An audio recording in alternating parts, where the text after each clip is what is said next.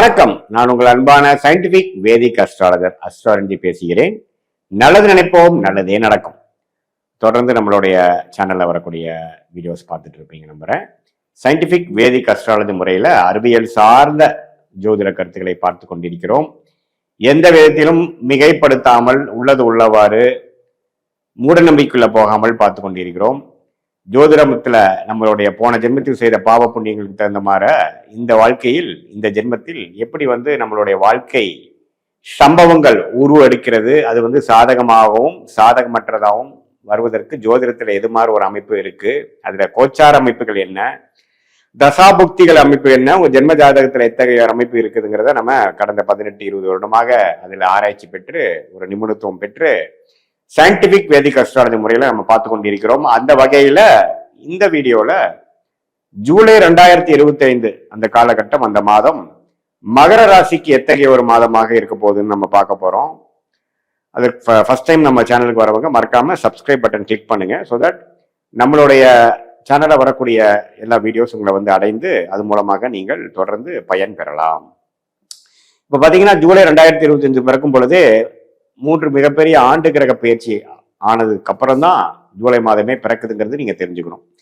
மே மாதம் 14-19 தேதி ராகு கேது பயிற்சி, குரு பயிற்சி, மார்ச் இறுதியில பாத்தீங்கன்னா சனி பயிற்சி, இதெல்லாம் நடந்து முடிந்த பின் தான் ஜூன் மாதம் முடிந்து ஜூலை மாதம் பிறக்குது. ஸோ இந்த மாதிரி அமைப்பு மகர ராசிக்காரர்களுக்கு எப்படி இருக்குன்னா, சனி 7.5 நாட் சனி முடிந்து மகர ராசிக்காரர்கள் கடந்த 3 மாதமாக 7 நாட்கள் முடிந்து அந்த அமைப்பை பெறுகிறார்கள். அது நல்ல விஷயம். அதே சமயத்துல குரு பாத்தீங்கன்னா 6ஆம் இடத்திலேயே இருந்து 12ஆம் வீடு தன் வீட்டை பார்க்கிறது ஒரு விஷயத்தை கொடுக்க, ஒரு மாற்றத்தை கொடுக்கக்கூடிய 2ஆம் இடத்தையும் பார்க்கிறார். அதே சமயத்துல 10ஆம் இடத்தையும் பார்க்கிறார்.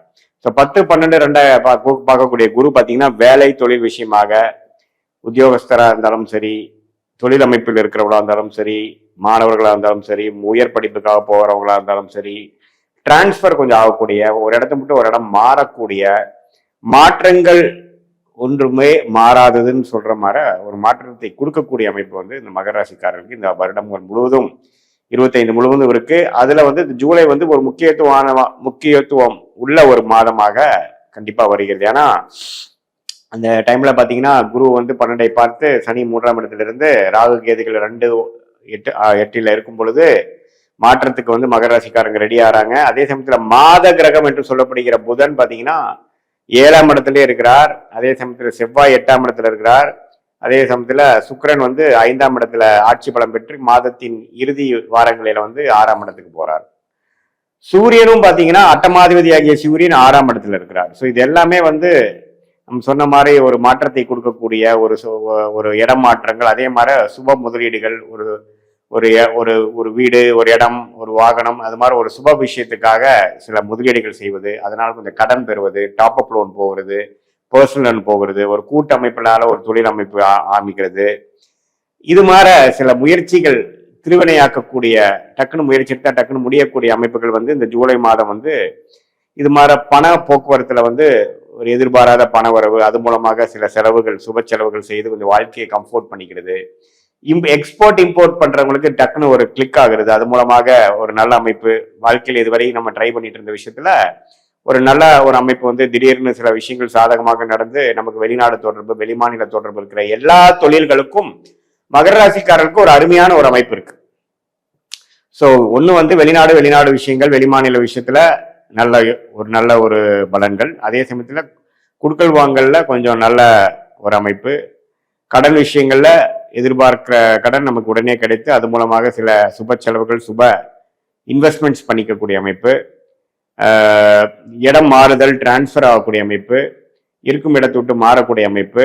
அதே சமயத்துல உடம்பு உபாதைகளும் கொஞ்சம் பெரியவங்க, சீனியர் சிட்டிசன்ஸ்க்குலாம் கொஞ்சம் வரக்கூடிய அமைப்புக்கு. 45-50 வயசுக்கு மேல இருக்கிறவங்களுக்குலாம் பாத்தீங்கன்னா மகர ராசிக்காரர்களுக்கு உடல் உபாதைகள் கொஞ்சம் ஒரு டயபெட்டிஸ், ஒரு சுகரு, கொஞ்சம் தைராய்டு, அது மாதிரி சில பேராமீட்டர்ஸ் பாடியில் இருக்கக்கூடியதெல்லாம் கொஞ்சம் அதிகமாகக்கூடிய அமைப்பு. அதை கொஞ்சம் வாழ்க்கையில இருக்கக்கூடிய அந்த ஹேபிட்ஸ், லைஃப் ஸ்டைல் ரிலேட்டடான விஷயத்துல கொஞ்சம் கண்ட்ரோல் பண்ணிக்கணும். மற்றபடி ஒரு மாதிரியான ஒரு மாற்றங்கள், தொழில்ல முயற்சி அதிகம். இவ்வளவு வருஷமா 6 மாசமா போன வருடம் ஃபுல்லா ட்ரை பண்ணது எல்லாமே இந்த மாசத்துல கொஞ்சம் சீக்கிரமா நடக்கக்கூடிய அமைப்பு.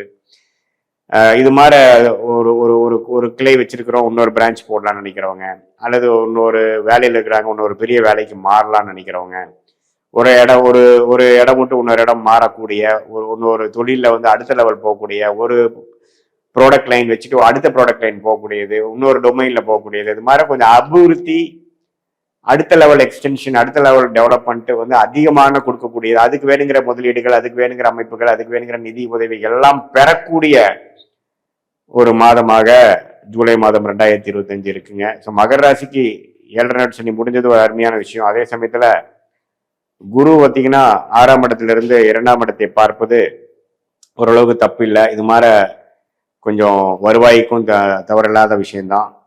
சூரியன் பார்த்தீங்கன்னா 8ஆம் இடத்து அதிபதியே 6ல் இருக்கும் பொழுது உடல் உபாதைகள் கொஞ்சம் வந்துட்டு போகலாம். அதான் நான் முதல்ல சொன்னேன், கொஞ்சம் சீனியர் சிட்டிசன், மிடில் ஏஜுக்கு மேலே இருக்கிறவங்களாம் கொஞ்சம் கேர்ஃபுல்லாக இருக்கணும். அதே சமயத்தில் திருமணம் எதிர்பார்த்துட்டு இருக்கிறவங்க, திருமணமாகி கொஞ்சம் இடம் மாறி போகிறது, வெளிநாடு போகிறது, விசா எதிர்பார்க்குறவங்களுக்கு வந்து டக்குன்னு ஹையர் ஸ்டடீஸ் கிடைச்சி அந்த விசாவோட கிடைக்கிறது, வேலையில் மாற்றம், அது மாதிரி விஷயங்கள்லாம் நல்லாவே இருக்குது. ஸோ இந்த அமைப்பு பார்த்தீங்கன்னா 7.5 நாள் சனி முடிஞ்சதுலேருந்தே வாழ்க்கையை ஓரளவுக்கு மேன்மையாகி இப்போ நெக்ஸ்ட் நமக்கு ஒரு 7-8 வருஷம் என்ன பண்ண போகிறோம்னு ஒரு கிளாரிட்டி கொடுத்து அதுக்கு வேணுங்கிற முதல் கட்ட நடவடிக்கைகள், மாற்றங்கள், அடிப்படை விஷயங்கள்லாம் கொடுக்கக்கூடிய ஒரு அற்புதமான மாதமாக இந்த மகர ராசிக்காரர்களுக்கு இந்த ஜூலை மாதம் 2025 வருகிறது. இது வந்து ஒரு பொதுவான ஒரு பலனுடைய உங்களோட ஜென்ம ஜாதகத்தில் என்ன தசாபுக்திகள் போய் கொண்டிருக்கிறது, நீங்கள் எந்த லக்னத்தில் பிறந்திருக்கிறீங்க, அந்த லக்னாதிபதி எப்படி இருக்கிறார், அந்த லக்னத்துக்கு வந்து உங்களோட தசாபுக்திகள் சிறப்பாக இருக்கிறதா, யோகமான திசைகளா புக்திகளாங்கிறதெல்லாம் ஒருங்கிணைத்து பார்க்கும் பொழுது நம்ம வந்து